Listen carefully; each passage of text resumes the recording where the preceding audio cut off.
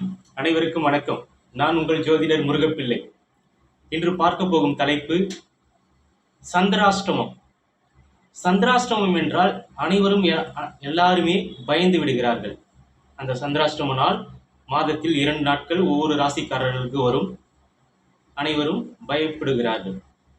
சந்திராஷ்டமம் என்றால் சந்திரனுக்கு சந்திரன் என்பது ராசி வீடு. அந்த ராசி வீட்டிற்கு சந்திரன் 8ஆம் இடத்தில் வருவதுதான் சந்திர அஷ்டமம். அஷ்டம் என்றால் 8.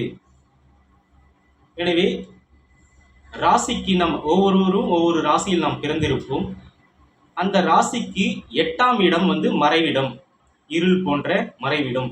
அந்த 8ஆம் இடத்திற்கு, இருள் சூழ்ந்த அந்த இடத்திற்கு, மறைவிடத்திற்கு சந்திரன் வருகிறார்.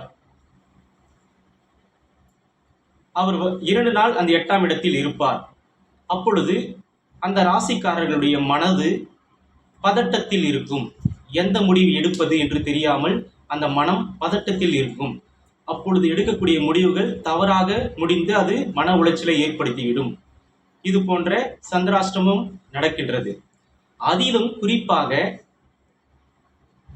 அந்த சந்திரன் ஒளி இல்லாமல், வானத்தில் ஒளி இல்லாமல், அமாவாசைக்கு அருகில், நிலவுக்கு ஒளி இல்லாமல் அமாவாசைக்கு அருகில் அந்த சந்திரன் நிலா 8ஆம் இடத்தில், ராசிக்கு 8ஆம் இடத்தில் வரும் பொழுது கடுமையான கெட்ட மனப்பதட்டத்தை கொடுத்து அந்த 2 நாட்களும் அவருக்கு பிரச்சனைகளை தருகிறது.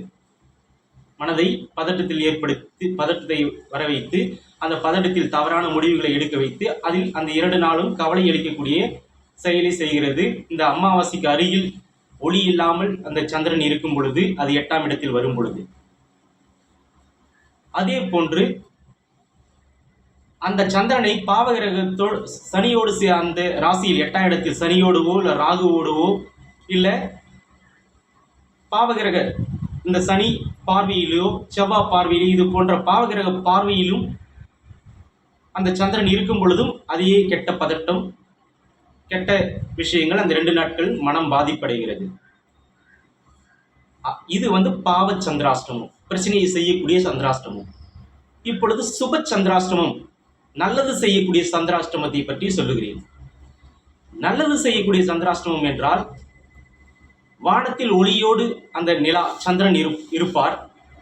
அந்த ராசிக்கு 8ஆம் இடத்தில் அவர் வரும் பொழுது பௌர்ணமிக்கு அருகில், வானத்தில் பௌர்ணமிக்கு அருகில் அவர் ஒளியோடு இருக்கும் பொழுது, அவர் 8ஆம் இடத்தில் வரும் பொழுது அது சுப சந்திராஷ்டமம். அது சந்தோஷமான சில பதட்டத்தை மட்டும் கொடுக்கும். சந்தோஷத்தில் பதட்டம். பாவத்துவமாக பாவ ஒளியோடு பாவகிரக ஒளியை பெற்று அதே பாவ ஒளி இல்லாமல் இருள் சூழ்ந்த நிலையில் அந்த சந்திராஷ்டமம் இருக்கும்போது அது பாவ பிரச்சனையை தந்து பாவ சந்திராஷ்டமாக செயல்படுகிறது. சுப சந்திராஷ்டமம் என்பது சுப நிகழ்ச்சிகளை உருவாக்கி அந்த நாட்களில் அந்த சுப நிகழ்ச்சிகளில் சில சந்தோஷமான பதட்டத்தை உருவாக்குகிறது. அந்த வானத்தில் அது ஒளியோடு அந்த நிலவு 8ஆம் இடத்தில் சந்திராஷ்டமம் ஏற்படும் பொழுது. அதே போன்று அது ஒளியோடும் இருந்து குரு பார்வை, சுபகிரகமான குரு அல்லது சுக்கிரனோடு சேர்ந்து, குருவோடு சேர்ந்து இது போன்ற சுபகிரக ஒளி தொடர்பை அது பெற்று அதுவும் ஒளியோடு இருக்கும் பொழுது, சந்திரனும் நிலாவும் ஒளியோடு இருக்கும் பொழுது, அப்பொழுது அது ராசிக்கு 8ஆம் இடத்தில் சந்திராஷ்டமம் ஏற்படும் பொழுது அந்த மனிதர்களுக்கு சந்தோஷமான நிகழ்வுகள் நடக்கும். அந்த சந்தோஷமான நிகழ்வில் சில நல்ல சந்தோஷமான பதற்றத்தை உருவாக்கும். ஃபார் எக்ஸாம்பிள், சந்தோஷமான பதட்டம் எப்படி என்றால், ஒரு ஸ்டேஜில் ஒரு பெரிய விழா நடக்குது. அந்த விழாவில் அந்த நேரத்தில் இவருக்கு மேடை பேச்சு தெரியாது. கொஞ்சம் மேடை பேச்சு பேச வாங்கன்னு ஒரு அன்பு தொல்லை பண்ணுவாங்க. பாட்டு பாடுங்க, டான்ஸ் பண்ணுங்க அப்படின்னு ஒரு அன்பு தொல்லை பண்ணி இவருக்கு தெரியாத ஒன்றை கொஞ்சம் அது பண்ணுறதுக்கு அதில் இவர் பதட்டம், நம்ம என்ன பண்ணுவோமோ எப்படி பண்ணணும்னு ஒரு பதட்டம் ஏற்படும். சந்தோஷத்துடன் கூடிய ஒரு பதட்டம் ஏற்படும். இது போன்ற சுப சந்திராஷ்டமம், இது போன்ற பதட்டத்தை, நல்ல விஷயம் நடக்கக்கூடிய அந்த இடத்தில் நல்ல சந்தோஷமான ஒரு சில பதட்டத்தை கொடுக்கும். இது சுப சந்திராஷ்டமம். பாவ சந்திராஷ்டமம் என்பது பாவகிரக ஒளி தொடர்பில் இருக்கும் பொழுது, அது ஒளி இல்லாமல் இந்த நிலவு இருக்கும்போது 8இல் வரும் சந்திராஷ்டமம் நடக்கும்போது பிரச்சனைகள் ஏற்படக்கூடிய மன அழுத்தம், மனப்பதட்டத்தை கொடுத்து கடுமையான பிரச்சனையை தரக்கூடிய, அள வைக்கக்கூடிய அது போன்ற மன அழுத்தத்தை கொடுக்கும்.